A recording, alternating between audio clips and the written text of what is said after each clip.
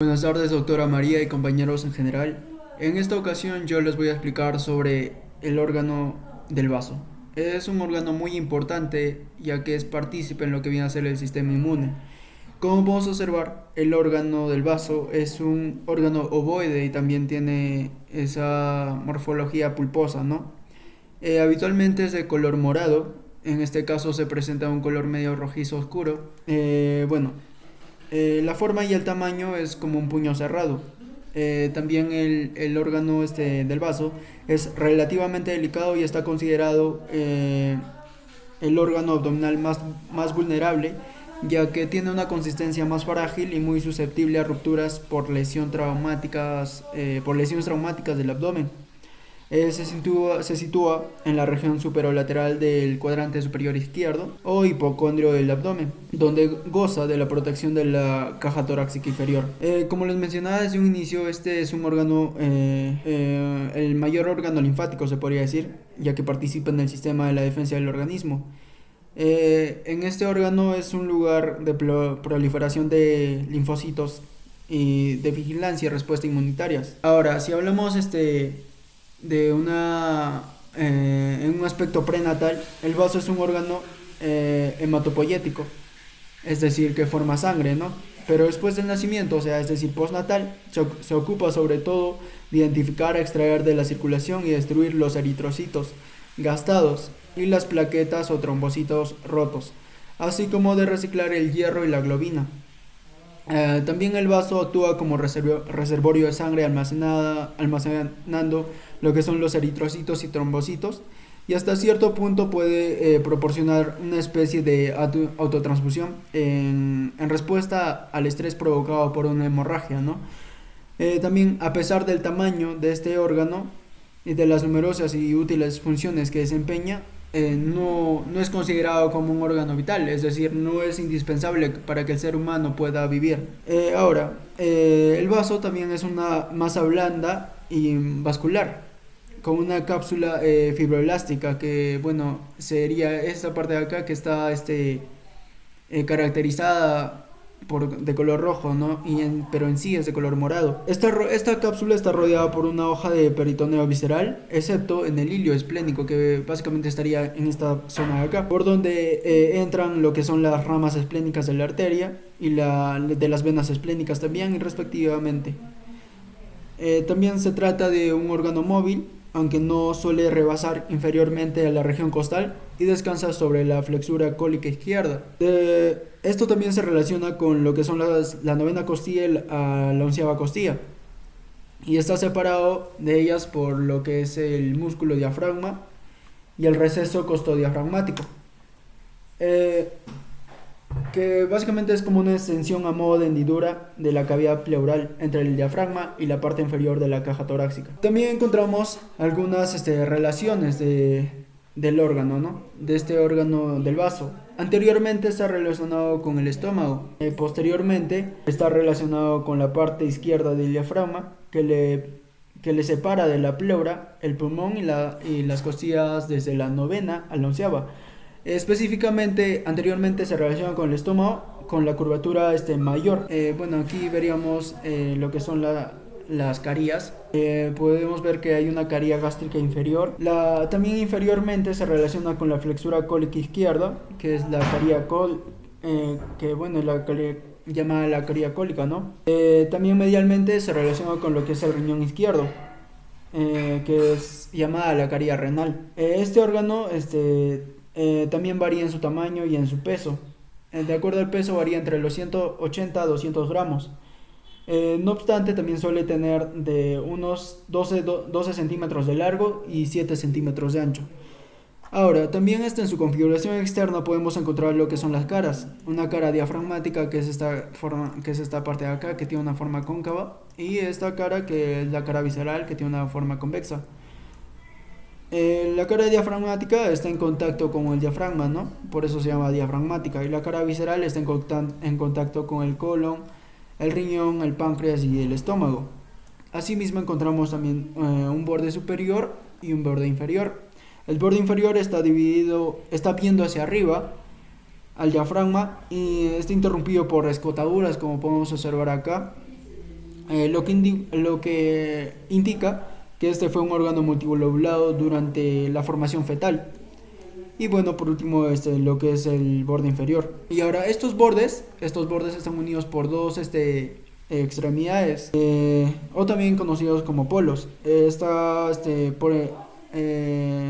unido por el polo anterior, que va hacia adelante, que es esta parte de acá, y el polo posterior o extremidad posterior, que va hacia atrás, ¿no? Asimismo, también encontramos algunos medios de fijación.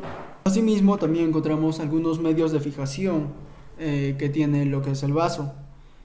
Primero encontramos el ligamento gastroesplénico, que une la curvatura mayor del estómago con lo que viene a ser el vaso y separa el ilio de la caría gástrica, ¿no? Que bueno, sería esta parte de acá. En este caso, esta parte de acá sería el ligamento gastroesplénico. También encontramos al ligamento frénico-esplénico, que une el diafragma, que viene a ser toda esta parte de acá, lo que une al diafragma, como podemos observar. Y finalmente también encontramos al ligamento espleno-renal. En este caso este sería el riñón, y acá encontraríamos el ligamento espleno-renal. Ahora, como les explicaba desde un comienzo, también lo que viene a ser la estructura interna del vaso está compuesta por esta parte de acá, que es muy importante conocerla, que es la cápsula fibrosa del vaso, que está compuesta por un tejido fibroelástico denso e irregular que se engruesa en el hilo esplénico. En su interior vamos a encontrar lo que son las trabéculas, que son estas partes de acá que están coloreadas de color morado más oscuro, ¿no? Son pequeñas bandas fibrosas que se originan en la cara profunda de la cápsula y transportan los vasos, como podemos observar acá. Acá transporta una vena, en este caso transporta una arteria que está rodeada por lo que son los linfocitos, y pues tienen la capacidad también de, como les decía, de transportar hasta y desde el parénquima o pulpa esplénica la sustancia del vaso, ¿no? Ahora, para ir culminando sobre este tema, les voy a explicar sobre la vascularización arterial y el drenaje venoso del vaso. La vascularización arterial del vaso procede principalmente de lo que es la arteria esplénica, que es esta parte de acá, es esta arteria, que sigue un trayecto tortuoso, como podemos observar, posteriormente a lo que es la bolsa mental, anterior al riñón izquierdo, y a lo largo del borde superior del páncreas. Entre las hojas del ligamento esplenorrenal, la arteria esplénica se divide en 5 o más ramas que entran en el hilio del vaso, como podemos observar. La ausencia de la anastomosis entre estos vasos arteriales dentro del vaso determina algunas formaciones que son conocidas como los segmentos vasculares del vaso, ¿no? Ahora, también el drenaje venoso del vaso se produce a través de lo que es la vena esplénica, que es esta parte de acá, que está formada por varias tributarias que emergen del hilio, ¿no? Y se une a lo que es la vena mesentérica, como podemos observar acá. Se une a la vena mesentérica inferior, como podemos observar, y discurre posterior al cuerpo y la cola del páncreas, ¿no? Como podemos observar.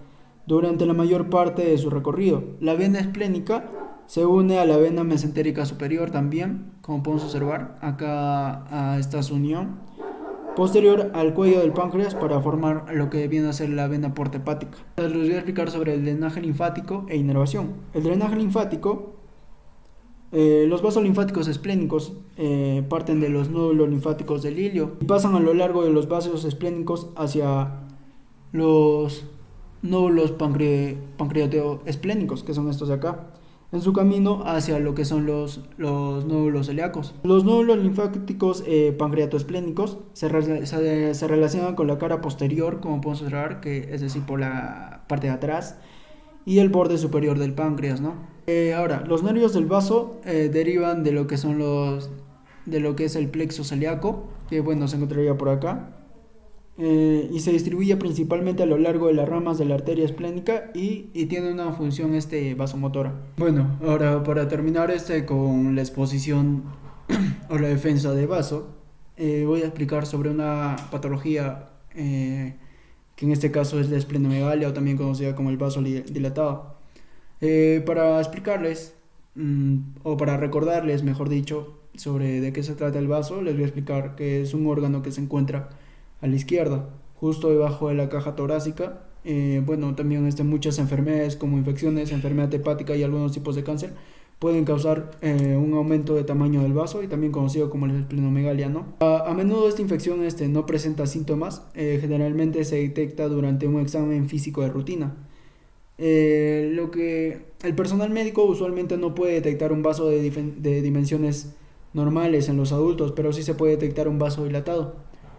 El médico probablemente tienda a solicitar pruebas por imágenes y análisis de sangre para identificar la causa. Les voy a explicar ahora sobre los posibles síntomas que podría dar la esplenomegalia. Puede causar una ausencia de síntomas en algunos casos, como les mencionaba, pero también puede causar un dolor o inflamación en el área superior izquierda de tu abdomen que pueda extenderse al hombro izquierdo. También puede ocasionar una sensación de saciedad sin haber comido, después de comer solo una pequeña cantidad como consecuencia del vaso dilatado que presiona tu estómago. Y otros cuatro síntomas también serían la anemia, la fatiga, infecciones frecuentes y tendencia al sangrado. Y las causas, ¿por qué se produce esto? Son muchas infecciones y enfermedades que pueden provocar un agrandamiento del vaso, pero el agrandamiento del vaso puede ser temporal, según el tratamiento, y los factores que contribuyen a esto incluyen los siguientes: las infecciones virales como la mononucleosis, las infecciones bacterianas como la sífilis o una infección del revestimiento inferior del corazón, las infecciones parasitarias como la malaria, varios tipos también de anemia hemolítica, varios tipos de cáncer de la sangre también como la leucemia y las neoplasias mieloproliferativas y los linfomas como la enfermedad de Hodgkin. Algunos trastornos metabólicos como la enfermedad de Gaucher y la enfermedad de Niemann-Pick. También la presión en las venas del vaso o el hígado o un coágulo sanguíneo en dichas venas, ¿no? Bueno, les voy a explicar sobre el funcionamiento del vaso. El vaso se encuentra, como decía, debajo de la caja torácica. Las principales funciones son filtra y destruye las células sanguíneas viejas y dañadas, como les decía, en la exposición, que son, bueno, básicamente los eritrocitos y algunos trombocitos. También previene infecciones produciendo glóbulos blancos, que son los linfocitos. Por eso les decía que es como un órgano que es muy importante y participa en lo que es el sistema inmune. Y bueno, también almacena eritrocitos y trombocitos. Y estos ayudan a coagular la sangre, ¿no? Los factores de riesgo que pueden llevar a cabo esta enfermedad son cuando las personas son niños o los adultos jóvenes con infecciones como son las mononucleosis, las personas que tienen la enfermedad de Gaucher o la de Niemann-Pick y muchos otros trastornos metabólicos hereditarios. Y por último, las personas que viven o viajan a áreas donde la malaria es muy frecuente, ¿no? ¿Qué complicaciones puede traer? Bueno, una infección, que es un vaso dilatado que puede reducir la cantidad de glóbulos rojos, plaquetas y glóbulos blancos sanos en el torrente sanguíneo y así puede provocar infecciones más frecuentes. Y también una complicación sería la rotura del vaso. Como les mencionaba, también los vasos sanos son muy blandos y fáciles de dañar, especialmente en accidentes automovilísticos, donde podría dañar o tener un traumatismo abdominal, ¿no? La posibilidad de una rotura de vaso es mucho mayor que cuando se encuentra dilatado. El diagnóstico que se puede realizar para poder identificar esto es durante un examen físico. El médico lo puede palpar cuando examina el área superior izquierda del abdomen. Incluso en algunas personas, especialmente las que son delgadas, un vaso saludable y de tamaño normal a veces se puede sentir durante un examen. También otros 3 exámenes se podría decir, que es el análisis de sangre, una ecografía o exploración por tomografía computarizada, como podemos observar acá. Este es un ejemplo de ecografía. En este caso este es el vaso agrandado o esplenomegalia. También una resonancia magnética para rastrear el flujo sanguíneo a través del vaso. Ahora, los tratamientos. Primero, en el tratamiento se aplica una conducta expectante, lo que indica que si tienes un vaso agrandado pero careces de síntomas y no se puede determinar la causa, es posible que el médico te sugiera que mantengas una conducta expectante, ¿no? Que tendrás que ver al médico para que te reevalúe en 6 a 12 meses o antes si presentas algún síntoma. También una cirugía para extraer el vaso. Como decía, el vaso no es un órgano muy importante para lo que es la vitalidad del ser humano, por eso sería dable dar esta cirugía. Para también disminuir el riesgo de presentar una infección después de la cirugía. ¿Y cómo podríamos lograr eso? Pues tomando penicilina u otros antibióticos. evitar viajar a ciertos lugares del mundo, también una serie de vacunas, tanto antes como después de la esplenectomía, ¿no? Y estas incluyen, por ejemplo, las vacunas antineumocóquica, meningocóquica y contra el Haemophilus, y la influencia tipo B, que protegen contra la neumonía, la meningitis y las infecciones de la sangre, ¿no? Y bueno, aquí claramente vemos, este es un vaso normal y esto es un vaso ya dilatado o esplenomegalia. Acá lo mismo, vemos también el mismo ejemplo que acá. Y acá, como les decía, vemos la ecografía. Y bueno, eso es todo. Gracias, miembros, y gracias, doctor.